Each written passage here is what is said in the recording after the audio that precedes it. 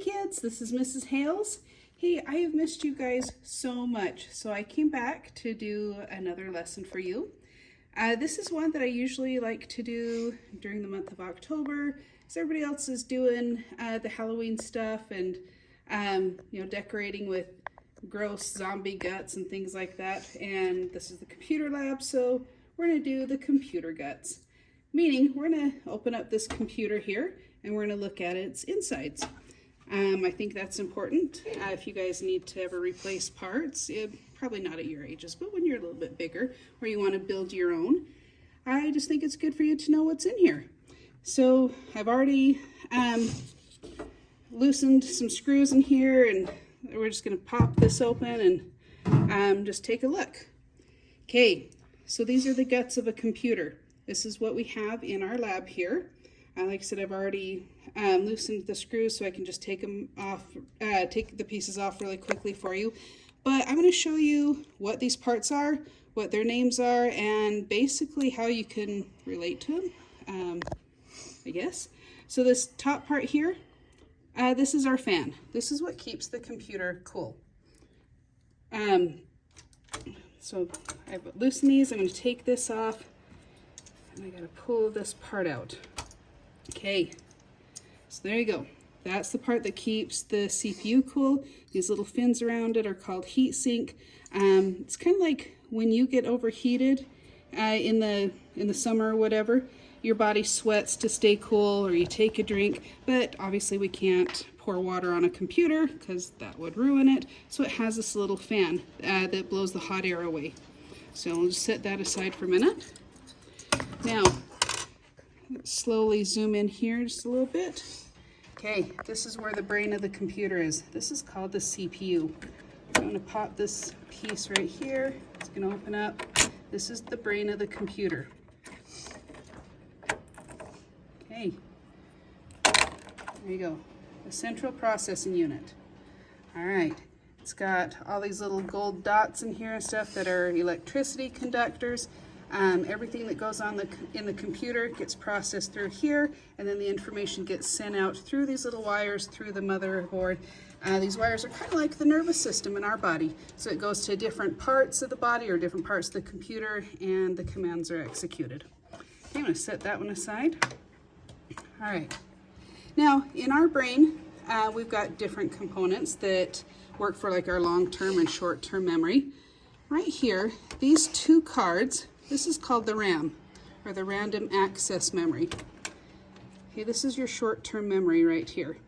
The things that you're, like the assignments that you're working on right now are being processed through this.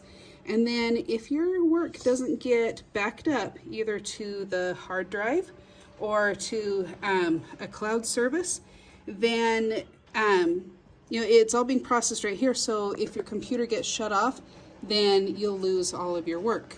So anything that goes on in the short-term memory will have to get backed up. But if your computer is acting a little laggy, this could be the culprit. Might need to replace this.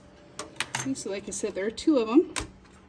So I'm just going to set those aside. All right, let's look at the next thing.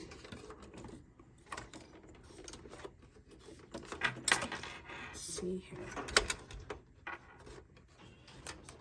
Okay, this part I'm not going to completely dislodge here, completely take apart. This is my CD-ROM here. Most of our updated computers don't even have these anymore, but we used to put the CDs in here for different learning activities. I'm going to put that back in. This is kind of an older computer. This piece over here, this is the long-term memory, or the hard drive.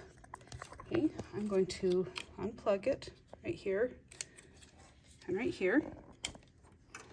Okay, that's what it looks like. Got some special heat protective glue in here so that it doesn't melt and make a mess. Got more wires, but after you're done processing or working on your assignments, the assignment goes from the short-term memory either into this internal hard drive, or you might have an external hard drive, or even a cloud service, like I said before. But that's the long-term memory. Okay, this over here, this is your power supply. So this is, I like to think of it as kind of like the stomach of the computer. So this is where you plug in. This is where you plug in your electrical cord right here, and then it creates the energy for the computer, and it processes it into the different amounts of electricity that the different components need. Now, it's kind of like with your body. When you eat food, the food would go in here, and then your body processes it and spreads it out to the different parts of your body so that you get the nutrients that you need. Now, you do have to be careful with this, that you have the correct power supply. One of my 6th graders had informed me 2 years ago that before he had my class, that he and his older brother were making their own gaming computer at home, and they bought a power supply that was a little too powerful, and it started their brand new computer on fire. So that's not a good thing. So make sure that you get the right power supply for the computer that you're building. Okay, if we look down in here, now this computer does not have a graphics card or a sound card. It does have a little expansion slot here though, where you can add something like that. But in this computer, we have this little box here where the audio goes, this one for the screen and the graphics, and these are for the network. So I'll turn this around just a little bit so you can see it.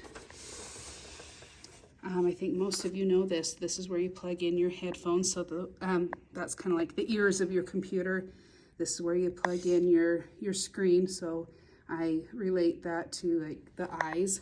And then this is the mouth where you plug in your internet cables, and it'll allow the computer to talk to other computers in the network or to the internet so that you get your information. Let's see here.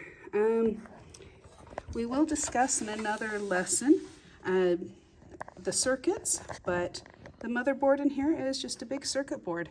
You can see all the different wires, all the information goes through here. We talked about that kind of being like your nervous system, where the brain tells the nerves the different commands for the body to make your arm move or your legs move, and the computer, the CPU sends out the commands through these wires so that your computer will do different things.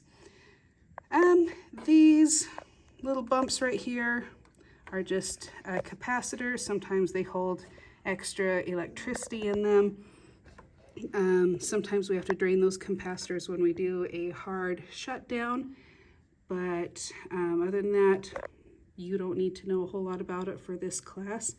And then that little button battery takes care of things like your like the little calendar or whatever on the screen.